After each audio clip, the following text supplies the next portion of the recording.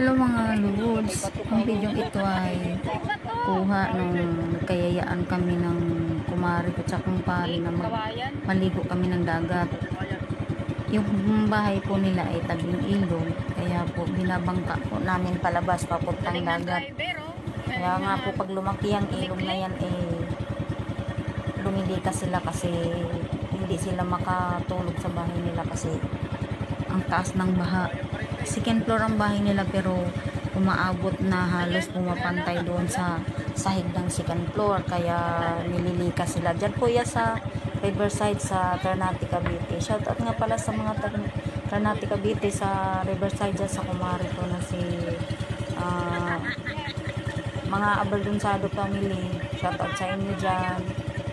At yan nga po, kami ay papalabas na at pupunta kami ng dagat. Tatlo lang po kami, nagkatuwaan lang na maligo kasi galing po akong trabaho niyan.